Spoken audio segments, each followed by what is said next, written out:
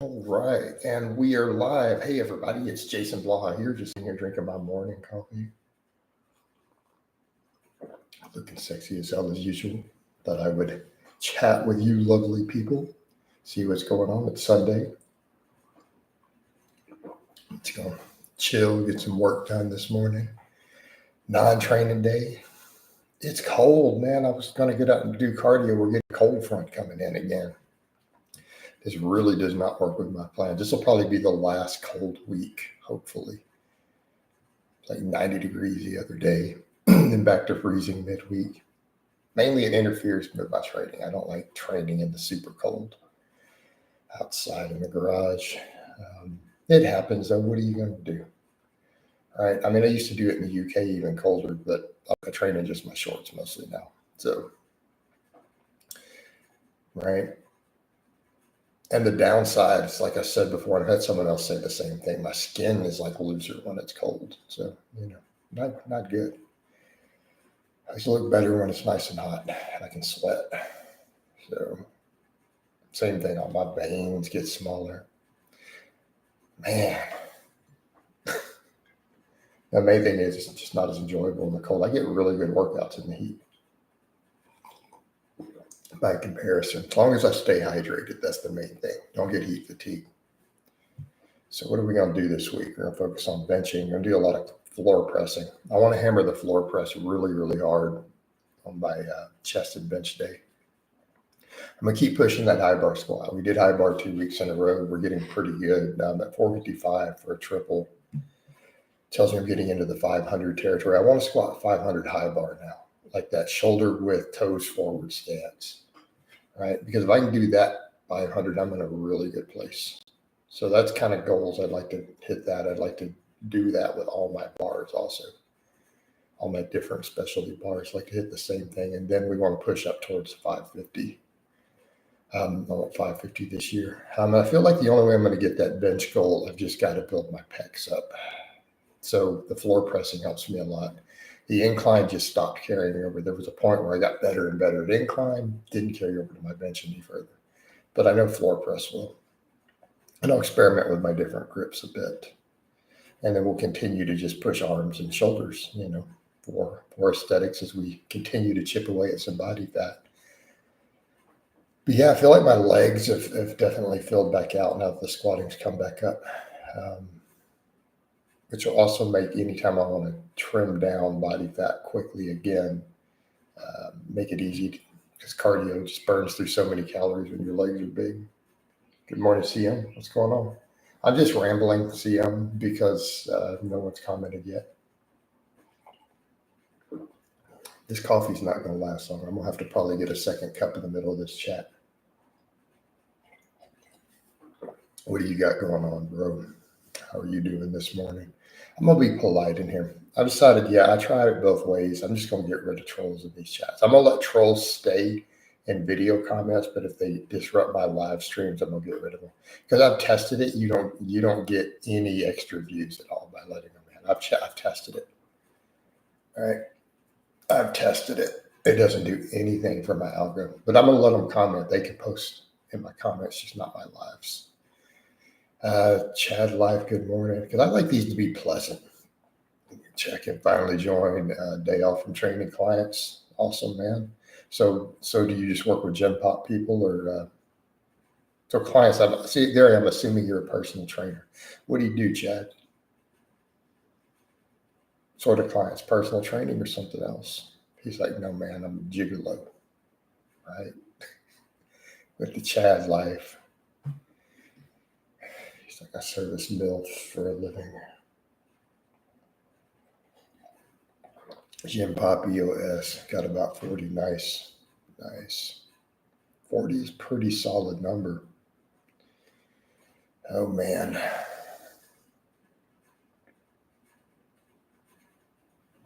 Pretty good. I need to get back up to 40. 40 clients again for me would be awesome. By the way, I have coaching slots open, people. Plenty of them. I keep saying 3 more, but I'd like to pick up 5. I've only picked up 3 clients this month, but it was really slow for a couple months. I've only picked up 3 so far. I got one diet accountability client, but he hadn't checked in several days. He already paid for the month though, but he has not checked back in. But 3 full coaching, I picked up 3. I'd like to grab 5 more in the near future. Downside to gym pop takes majority of the dollars. Goal is yeah, so that's a good question. So what do you end up making off of each of those clients per month after the gym takes it? Just out of curiosity, since your identity is hidden anyways, nobody knows who you are. What do you get for that? I don't have slow mode on right now, so you should be able to post. So per client, what do they let you keep per month? Or does it go session by session? I mean, this is fitness related. People out there want to be trainers and stuff. They need to know what that life's about. They want to be about that life. Right.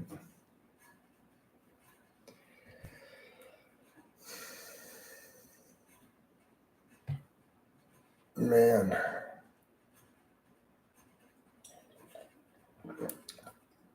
Do you feel hip flexors when doing the leg raises? Does that mean they're weak? I don't feel mine. No, it might mean they're weak, yeah. I don't feel mine at all. I feel only abs and really my shoulders and grip when I do my leg raises. What's interesting, and here's what's the funny thing. I still will get people who don't lift who will talk smack about the way I do them, right? And it's so hilarious because I have serious athletic clients. Like I have one of them now, he's like, Coach, I can only do like 5 or 6 of these. These are so freaking hard. And so some days when he's too tired to do them my way, he just does the normal leg raise and he can do like 15 or 16. Like the way other people, just where you just lift the leg up. And that's fine. That actually works. So I'm trying to tell people the way that I do them to that toe to bar swinging up, that swing is way, way harder. And so it's kind of funny to try to tell people, if you think I'm lying, try it. Like, don't argue, don't make fun of it. Just go do it. And then they go do it and they're like, holy crap. Yeah, I do it that way for a reason. And no one can claim that I have weak abs. Oh, Blaha does because you have weak abs. I'm like, dude, I high bar squat, or actually low bar. Well, I can high bar at this point too, probably. I mean, I squat 500 plus pounds, guys. I promise you I don't have weak abs. They sell at different rates depending on the deal they get. The clients might be between 40 50 for 30-minute sessions. We get about 10 to 12.50 of that. Okay, gotcha. So what are you pulling per session? So let's say you're getting 3 sessions. I'm going to do the math. So let's get an idea. So that this gives people a good idea of what trainers are making. So let's say you get 3 sessions per week out of each of those 40 clients at $30, right? Total. That's only 1,200. Oh man, that's not cutting it. Yeah, you're gonna need a lot more clients. But that's also not working that many hours, is it really? That's 20 hours a week of your actual training, or is it? So that's not 20. That's a lot more than 20. Oh man. So at $20 a client per week, that's 40. So it's about 800 a week. Yeah, I couldn't even live on that. Like my bills every month exceed that. I would not be able to pay my bills. Man.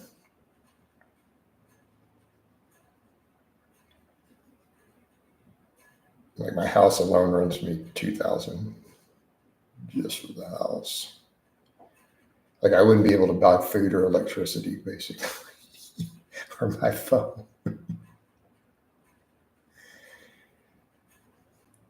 Or pay the lineman. All right.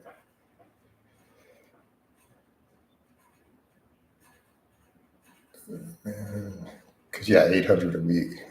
And that's, again, then you got taxes. All right, Jason, what's the best exercise for a beginner to do alongside overhead press to train side and rear delts, laterals, upright rows? Any form of lateral, I don't care what type of lateral you do, right? Any sort of lateral. And I don't care how you do it, it will always work the side delt. Don't let anybody tell you biomechanically there's any way to take the side delt out. Oh, you're not working the side delt anymore. Don't listen. Do any type of lateral, do it till fatigue or failure. I don't care if it's with a cable, a plate, a dumbbell, one arm, two arm. I don't even care almost what range of motion you use. As long as you get to at least here, you're good. Right? Laterals will work the side head big time. Rear delts do anything that isolates them, band pull aparts, rear delt machines, rear delt flies. There's no best. Just work the rear delt and then do lots of rows. But I mean, realistically, just focus on laterals and upright rows, assuming your shoulders are cool with upright rows. Keep them lighter. Don't go crazy on the weight. Pretty straightforward. Other incentives, yeah, selling members, I can see that. Then the supplements, and then they push you into selling supplements, Chad. Right back over to the supplement industry destroying the fitness world, right? That's what I hate. You get pushed into that situation to where your job is to get people in shape. You signed up to be a trainer, and now you get commissions on sub sales. And if money's tight, you're going to do that to make money. When really you just wanted to train people. Like it's, again, problem with the supplement industry, the way it's dominated all of this. And there's just no way around it, and even the gyms, they make a fortune off of them. Not a fortune. Like nobody's getting rich as a gym owner. Unfortunately, man, I got stuff all over my shirt. Got to clean my beard better. That's actually my psoriasis. So when people say the psoriasis, well, how bad is it? Like I haven't scrubbed my face yet this morning, so I'm getting a few flakes on my shirt. That's why I don't grow a long beard. That's why I do have to shave what's left of my hair. I need to shave it this morning. That psoriasis, man, unfortunately, yeah, I got to scrub down better. I didn't scrub down before bed the way I should have all of this.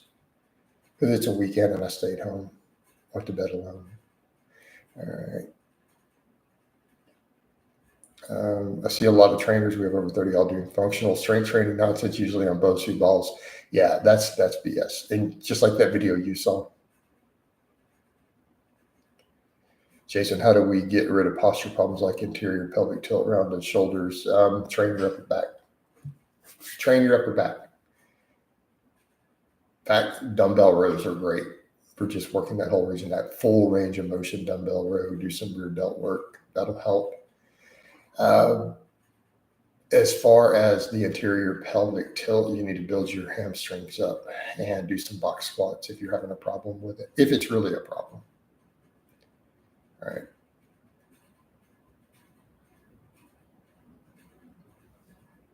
But it's mostly going to be your hamstrings. Build your weak hamstrings. John Morrison, 40 for half an hour is a lot. But that's normal, John. That's what people pay for personal training. That's why I laugh when people say, oh, these online coaching rates that you guys charge are unrealistic. I'm like, versus what? What are you going to pay for an in-person trainer? Like a regular one, not someone with my knowledge, not someone who can get you to a 500 squat. The personal trainer putting someone on a Bosu ball, people are paying $50 per training session for that. Twice a week. What's the math? That's $400 a month to have somebody have you squat on a Bosu ball.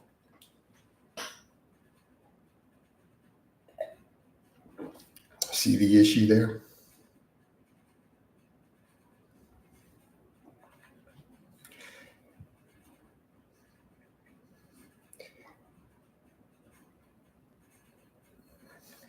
Some coaches say good morning should be as strong as your squats. They should.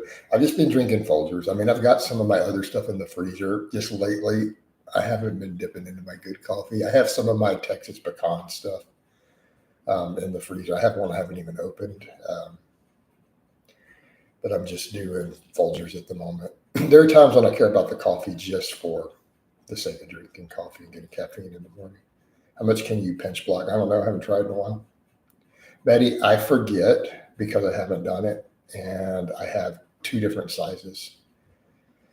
For right now, I don't want to do them because I would rather just do pulls with a double overhead deadlift for grip training or do my axle bar. But I mean, I do 400 pounds on the axle bar for work sets on deadlifts.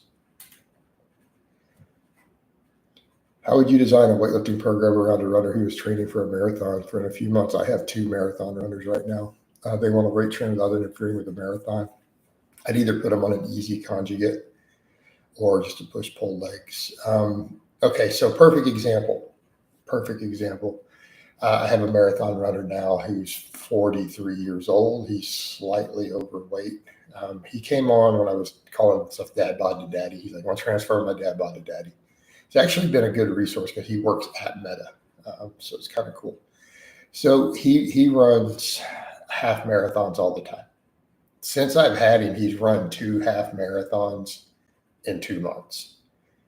So we do a 3-day push-pull legs. When we get right next to a marathon, I take him to maintenance on the squats, and we just do box squats. We don't even do full back squats. I don't want the stress on his back. We leave his upper body the same.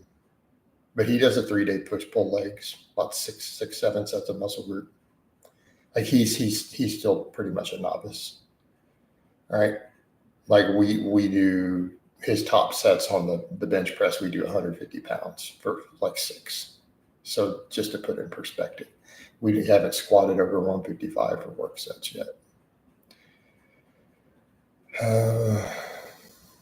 So that's usually what I have them do, or I've done very, very mild conjugate type training for them on the upper lower. How many tablespoons a day? I just put a bunch of scoopers. I just fill up to on the white paper thing about 2/3 full and just run with it. Do you think it is possible for a natural with average genetics to reach a 200 kilogram pause bench? I need you to quantify how fat they're willing to get.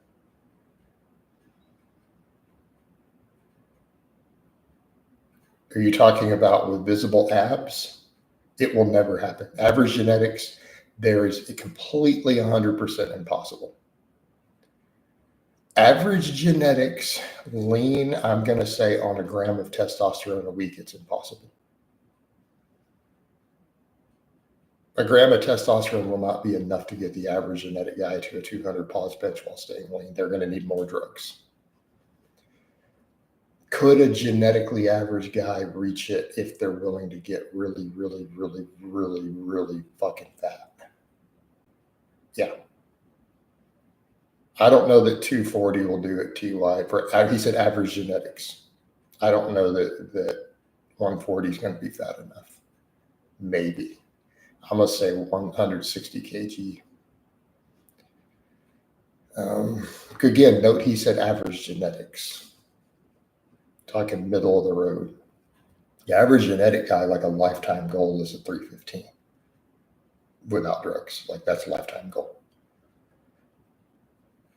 He's talking 200 kilograms, you know. Now, amazing genetics do 200 kilograms natural. Sure. All right. What about Rolling Thunder? I keep saying you guys mention that, and I keep forgetting what it is. That's how not interested I am with it. I don't know what that means. Could you tell me what Rolling Thunder is? I mean, the name is cool, but every time I looked into it, it seemed useless. So I don't remember what it is. TY. Stop running marathons is a solution to the problem. Those people can't bench 330 because it's hard. Ready? They cannot build enough muscle in their upper body to do it. That's the issue. And then their leverage is. Like, I am not built to bench. I have way too long arms. I've gotten to a pretty respectable bench, but the amount of work I've had to put in.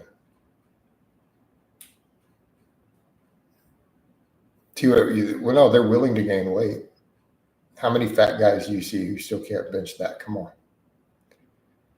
Betty, John Cena. John Cena is good genetics, and John Cena uses a lot of drugs.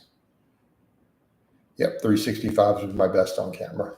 I've done that for a 2-second pause, but I also did it at a slightly heavier body weight, not the same pause, close grip before. Measure them. Medi, you don't know if your arms are long or short. Measure your wingspan tip to tip.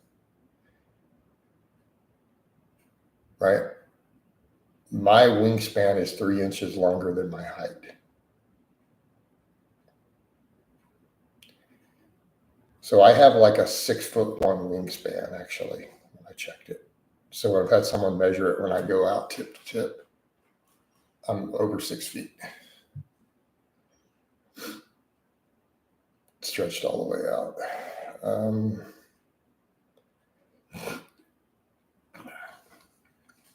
How long does it take to reach a 225 bench or 15 squat, 100 pull up on average? Those are not comparable. Hey, Jorgen, you just threw up 2 intermediate numbers and then an extremely advanced number. These are not in the same category. Let's change that 100-pound pull-up to a 10-pound pull-up. That's more equivalent. Like 100-pound pull-ups on par with a 315 bench and a 400 plus squat. They're in that category. How long? We don't know. It's going to vary. There is no set number. I have seen extremes. I have seen average guys do it in just over a year. I've seen average guys need 4 years to do it.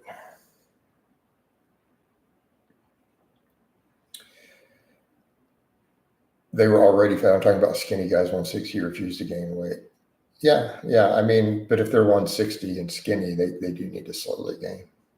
But dudes don't have to go to 200 pounds to get there, per se, because they're not going to be lean at 200 anyways. For marathon runners, you can still train with low rep ranges, only 3 to 4 days per week rather than 5 to 6. She wants to keep rep ranges high because, okay, Chad, you can show this to her if you like. She needs to lift heavy. She needs the force production. It will improve her run times. When I've got a runner, we don't do any squatting over 5 to 6 reps ever on the back squat. Ever. I don't want to create that much additional axial fatigue for them. We need force production. If she's, she shouldn't be scared of gaining too much muscle. I mean, tell her to limit her steroid doses. Okay, so here's my advice to your client. If she doesn't want to gain too much muscle, keep the steroid doses really moderate to low. That's how you keep a woman from getting too big. Like maybe don't go over about 10, 20 milligrams of anabar a day. Try to keep the squats under 400 pounds. So on her back squat, maybe cut her off at, 275 for the heaviest squat she does, and don't let her go over about 20 milligrams of anabar every day, or she shoots primo. Don't let her go over about 50 to 70 milligrams a week, and she won't get too big. She won't get big. And plus, she's marathon running. That's going to really limit her size anyways. So that's my advice for a woman who's marathon running and doesn't want to get too big. They don't want to get big. No, you're laughing. I'm actually serious. She's not going to get big. Otherwise, she doesn't have to worry about it. Just keep your steroid doses low and don't squat 400 pounds. It's not difficult.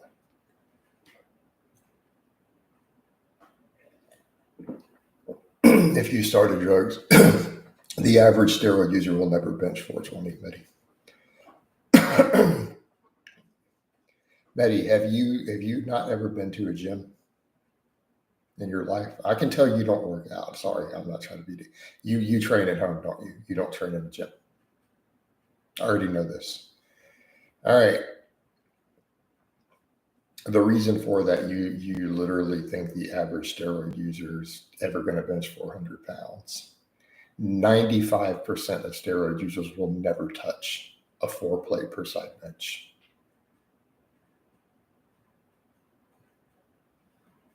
I have been around hundreds, if not thousands, of steroid users in gyms over the course of my life. And I'm telling you straight up, 90% of steroid users will never touch a 4-plate bench. So, and they never have. And that's just reality.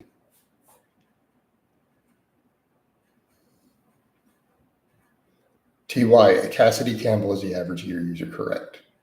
The average steroid user is under 200 pounds and maybe benches 300, maybe 275. They maybe squat 365 to 400. And then people are like, well, you have naturals beyond that. That's correct. I do have naturals beyond that. Yeah. But we're talking the average steroid user. But I mean, even powerlifters. So go to untested powerlifting meets and go look at the regular open meets and go look at the numbers the average guys are putting up. Like, so let's say you go to a regional meet, even here in Texas, where we have all sorts of world record holders, right? The average bench in the 100 to 110 kilo class is about 140 to 150 kilograms. That's the majority are in that range. And the non-tested, straight up hardcore vets. Okay. So you'll go look, and let's say you go to a meet that has about 12 guys in the 100 kilo class at different ages, right? The average bench is going to be 140 kilograms at the meet. With 12 dudes, they're all on steroids. I'm just telling you the numbers. Go to some powerlifting meets and watch the untested categories. Average squat is going to be 200 kilograms. If there's 12 guys there and you take an average of it. Untested. All right. So in like just the men's 100 kilo raw. My friend can bench 180 kilograms, 105 body weight, 6 feet tall. Yeah, he's pretty well off there, dude. He's no slouch. Can you get a reasonably high 300 bench while staying lean? Most people will not. And again, we're talking dark. The average, we're talking average genetics is what they're talking about. You're going to do the podcast when McLeod again. It would be great to see. Yeah, no, we're going to do some more.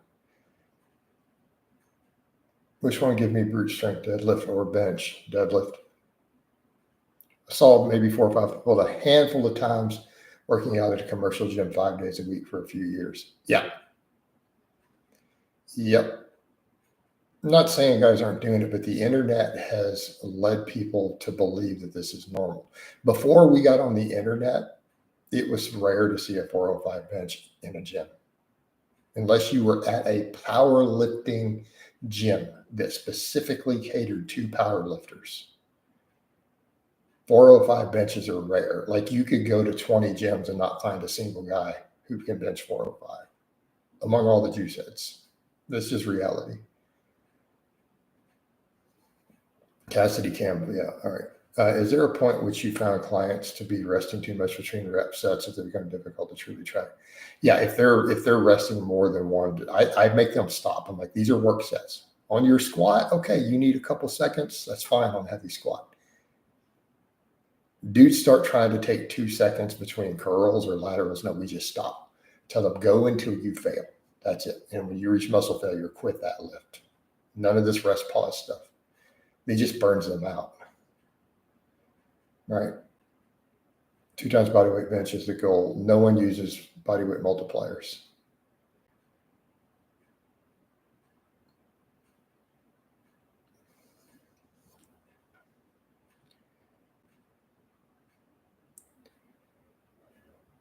TY says, I've never seen a 405 bench a single time in 7 years. I've never seen another guy squat. You're going to see more 405 squats than you will benches. Is it hard to strict curl body weight? It's never been done, to my knowledge. Has anybody ever strict curled their body weight?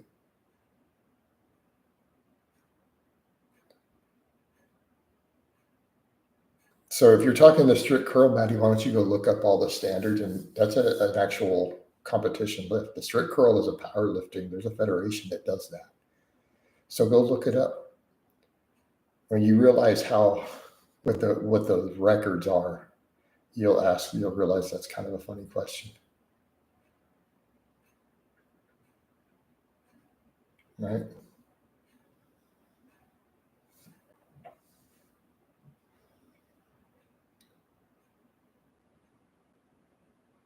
Matt said, listen to the Churchill podcast yesterday. Thought it was great, coach. Well-rounded conversation. You came off really well. Appreciate it, man. Can you strict curl 160? No. I couldn't strict curl 160 if you had a gun to my head. I'd be dead man. That was a 0.405 squat is reasonable for healthy man, and those are so extremely rare in commercial gyms. Yeah, 405 bench is ludicrous.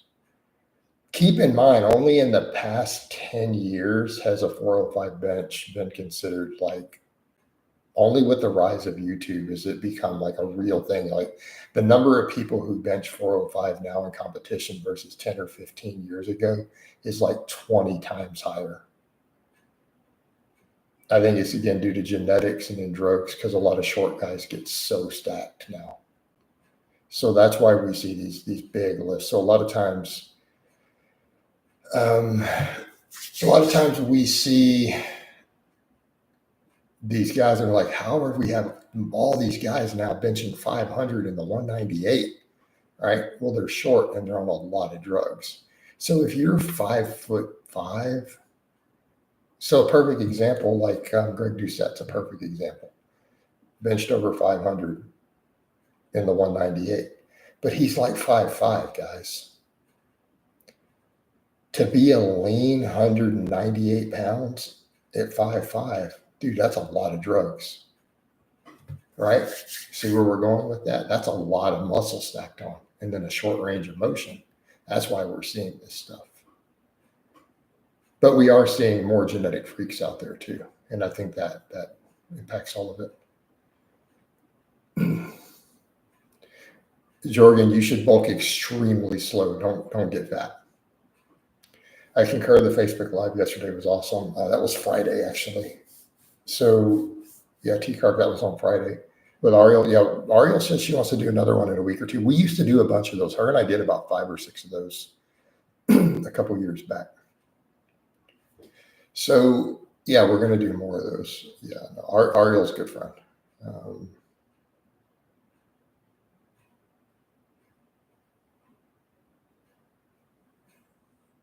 She bought property here in Texas. So, I still owe her a night of dancing. I agreed to it. We just never got around to it.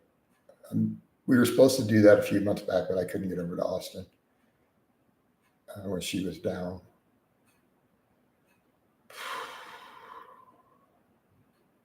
Short range of motion makes a big difference. Store bench press and comp was only 550. Exactly. Yeah, because he's tall. He was weighing 400 pounds with like a 550 bench. Definitely seen 405 squats, but it's still rare. It's rare to see a properly performed below parallel 315 squat at a normal commercial gym. Good podcast. I think those are good for your cause overall. Yeah, I think so. So we're going to do more of those. So I'm doing more collabs with people who can't be deterred. So that's been kind of the thing is trolls scare off weak, flimsy people big time. Like if you're flimsy, dude, they'll scare you off. He's used to being stalked already. That's why we had to talk about that. He's like, dude, I'm not worried about trolls and stalkers. They already stalk me. They already mess with my kids' schools and stuff like that. What are they going to do? Call my kid's school again? Oh, noes. Whereas in Ariel, every time they call and harass her, she hits me back up and says, we should do some collab work just to get back at them, just to piss them off. Just out of sheer spite. So like, that's the worst thing they could do. If they don't want me to do collabs with her, they really shouldn't be calling her. Because then she's just like, yeah, let's do one of these like twice a week. That'll teach them. So yeah. How many days a week are you working out? I train 5 days right now, not counting cardio. So I don't count the 50-pound walks with the weight vest as working out. That's just cardio. I lift 5 days a week right now. I was doing 6, but it was too much. I don't need the extra week point days. I can just do more curls on my back and bicep day. So I lift Monday through Friday. So Monday's chest and triceps, we'll do heavy bench. Tuesday's usually my deadlift day and then posterior chain.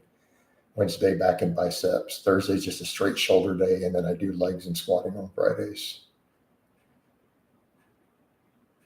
What would you do to the rules in powerlifting to prevent outrageous arches? I don't know how the problem, TY, is enforcing the rule. Like, people give all these ideas and I'm like, you've never refereed a meet. They've never refereed a meet. They're like, you don't have time to run over and measure the bar. The same thing, you saw the IPF try to set an elbow rule in place, requires another person judging to try to watch the elbows. It's still arbitrary, and people still manage to arch enough to get a 4-inch range of motion. A couple guys did in spite of their rules. I don't know how you prevent it unless you're going to force a flat back. Maybe limit bar width, set bar width relative to height, but then you're going to need multiple marks on the bar instead of just those 32-inch rings, right? Require short people to stay completely inside the rings. That would do it. So certain weight classes and women, they have to have their entire hand inside the rings. That would stop it.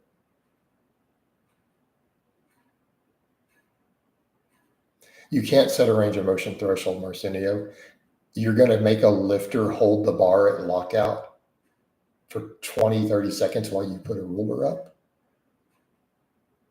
Do you see the problem there? That's not going to work. It's not a viable solution. The only solution is going to have to be something that can be implemented instantaneously in a rotation with lifter after lifter.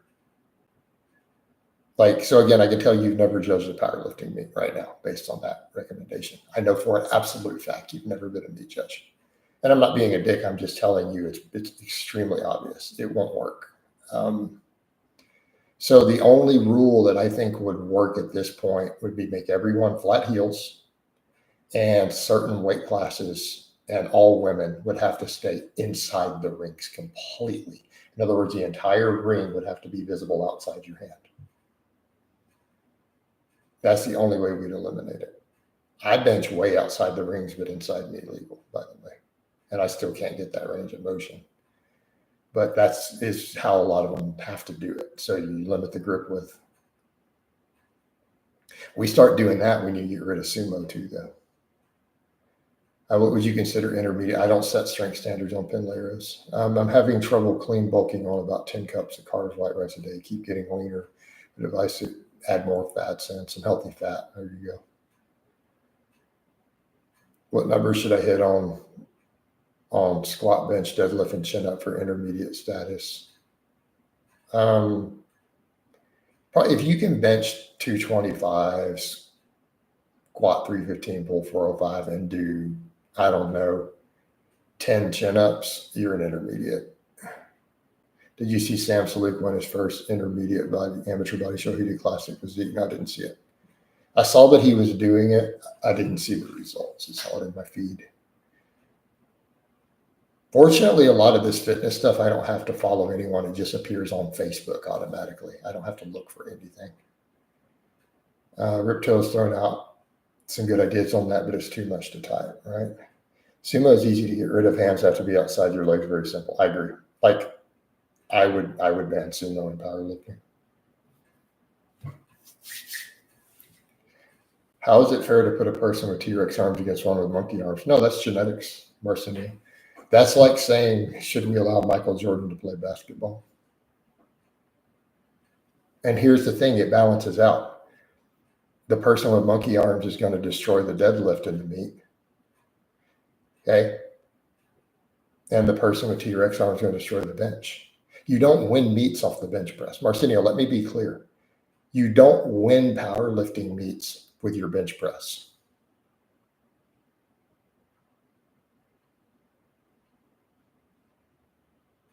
Okay? There are guys who set world records in the bench press and open meets at like nationals who play sixth place.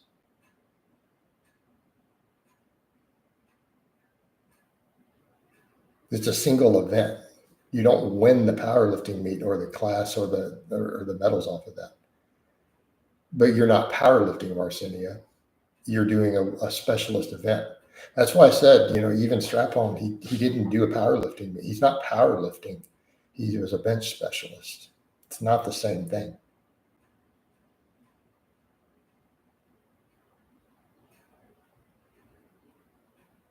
So the person who's the bench specialist with short arms doesn't get to say they're stronger than someone else. Like, dude, you did an upper body lift with short arms.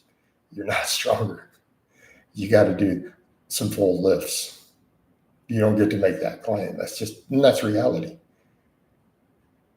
You have to win the full meet. You got to be good at all the lifts to be considered stronger. That's why strength standards or any strength sport has multiple lifts involved, because a single lift will always benefit someone with an extreme leverage somewhere. Of course, they'll be better, but it's a single event. That's not how we measure strength. So you're coming over talking about a single event and then getting a record in it. Okay, that is fair.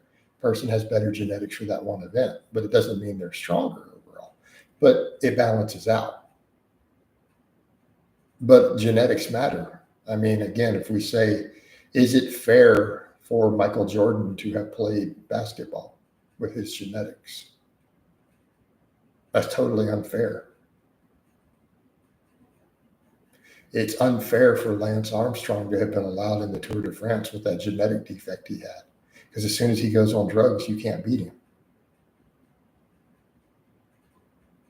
Right? Lance Armstrong had the genetic defect with his whole blood system. And it gave him an enormous endurance advantage due to his genetic mutation. And it's found, it was documented like he had it. So how's that fair? Well, that's how sports work. Sports are about the people with the best genes for that sport. You're going to tend to win. Strap-on won't be able to bend. He can't do anything without sleeves. So I agree. Let him take the sleeves off and show it. It's not like it's meat legal anyways. The bench wouldn't count.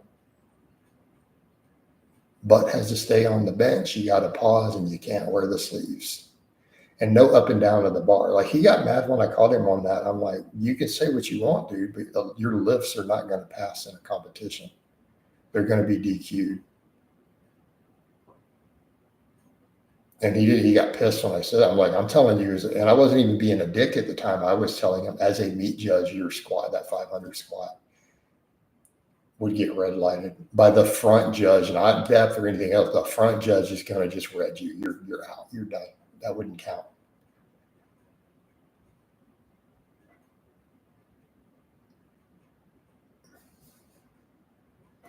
As a tall person with long arms, benching 500 is more impressive. Doesn't change the fact that a short barrel chest person benching 600 is a better powerlifter. Exactly. Well, he's better at the bench event. May not be at powerlifting because he might suck at the deadlift. Saying knee sleeves out a lot. That's why I'm over here doing all these lifts without sleeves. I'm going to make haters cry when I throw some sleeves on. This should be making people like strap-on who want to hate on me nervous when they see me walking over maybe high bar squatting 500 plus with bare knees coming up. That's when they get nervous about their strength looking real bad, because he knows how much the sleeves add. I'm going to throw sleeves on when I compete. Why not? Oh my God, dude, that's why I don't like them. Like, even if I'm like, man, it would look better on camera now, because the real lifters know I'm doing it bare knee. I get a lot of props for that by serious lifters. They're like, dude, you're in your 40s and you're doing this stuff with bare knees. Like, damn, bro. I'm talking 700 plus pound squatters I know tell me this. So it's kind of funny. They'll say it openly on Facebook. So that's the thing. Yeah. But if I throw the sleeves on, especially high bar, I get so much out of sleeves on the high bar because of that knee angle. So that's why I'm like, I want to get the high bar into the 500s and just overbuild and build my hamstrings up more. It's almost impossible for me to reach depth. Like, I literally have to squish. It's like wearing a squat suit trying to get to depth high bar for me. Like, I have to actually forcibly sink myself. Like, I bet you with knee sleeves on and a high bar, I can't even reach depth with 315 or 365. Even with a pause, I'll probably sit 2 inches above parallel for 20 seconds.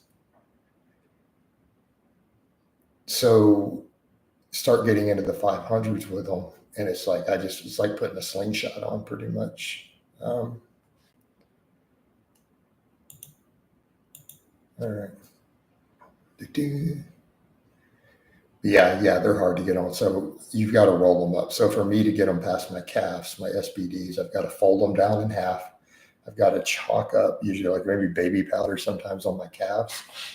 And then to pull them up, it's basically like doing a 400-pound deadlift to get them on. And then you pull them up and then you unroll it.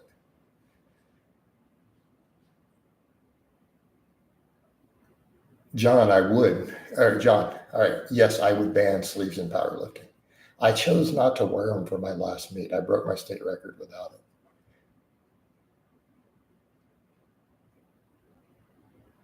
Hey, Joe, you bought the wrong size to compete in. No offense, but you messed up.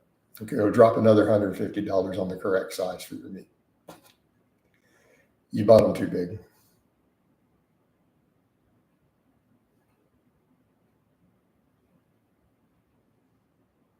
Yeah, you bought the wrong size, or you bought the fat boy ones.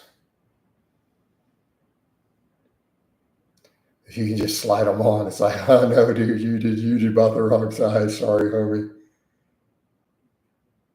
I'm sitting here, someone who's put mine on. I'm like, dude, I almost strained my lats trying to put mine on as a 600-pound deadlifter. So for me, putting on a knee sleeve is about the same force as doing a 400-pound deadlift with it folded over. And then you pop it up. And they're meat legal. Like my sleeves are 100% meat legal in that format. So when you're seeing, keep that in mind when you see these people hitting these big squats and these SBD sleeves or the Inzer ones, dude, they're getting a lot. My reverse hyper has been a game changer. I've been using it before I go to the gym to squat and deadlift. Shin can do. And when I get home, yeah, they're great. Yeah, I don't see the point of loose sleeves. I don't believe in this keeping the joint warm thing. I think it's nonsense. I don't understand. The only purpose of a sleeve is to lift more weight. Why are you worried about your joints being warm, or you have like a circulation problem?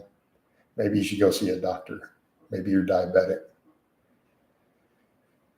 I've never understood that. It is making zero sense to me. Do you ever get on the bulletproof coffee? No. The bulletproof coffee thing was always stupid from day one. Every person with 2 brain cells to rub together saw the bulletproof coffee thing and said, this is the most moronic thing I've ever seen in nutrition.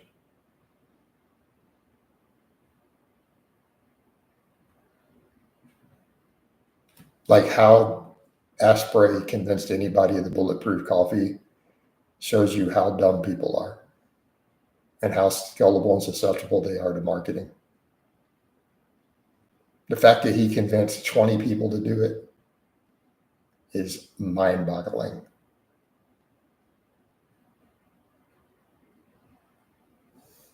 And then once it becomes a fad in a circle like that, then it's what catches on. But you have convincing people initially to do it. Like you have to have a cult-like following already to pull that off, dude. Like people who literally worship you as the new messiah for you to get a bunch of people to even try something that dumb. And to be convinced it would work, let alone not taste disgusting.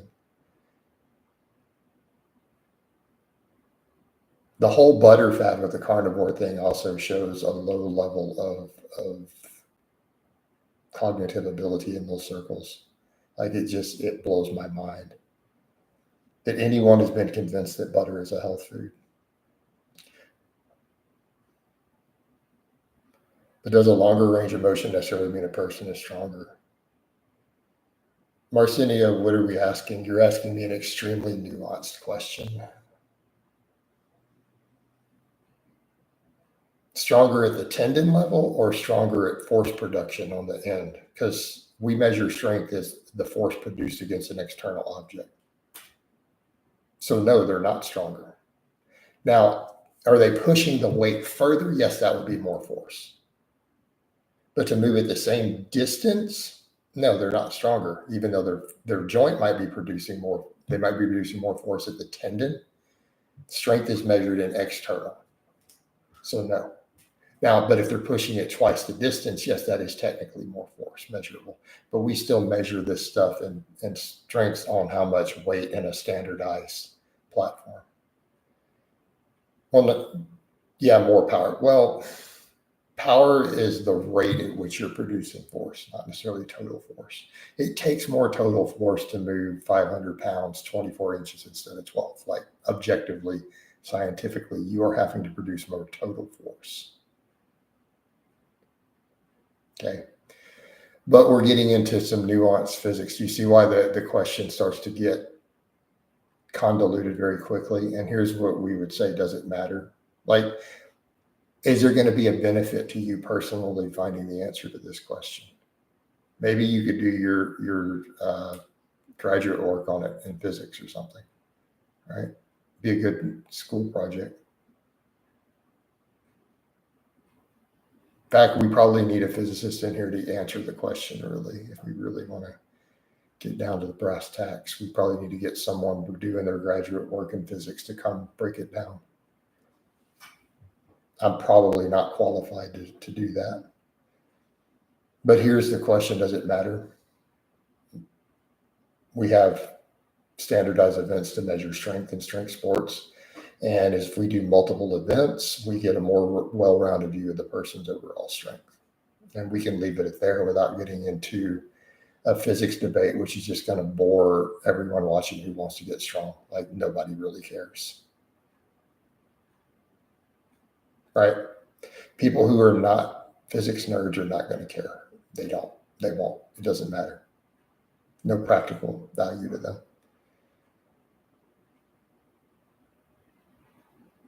But if you're a physics nerd, man, you could nerd out with other physics nerds for a week and discuss that one.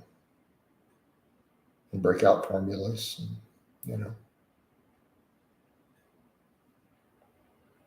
And the thing that I would tell people with leverage disadvantages on certain lifts, just get stronger, get bigger then. It's all you can do. Optimize your levers a little bit, bring up your weak links. Because no one's going to let it slide. Like no one's going to tell me, oh, so if this guy benches more than you with, 8-inch shorter arm, he's still stronger than you. And you're not going to convince him otherwise. So you just get stronger. All you can do, get stronger. All right, guys, I think it's time to wind this one down. I got some other stuff I'd like to do, and I still got to do cardio later. No, that's not more powerful, dude.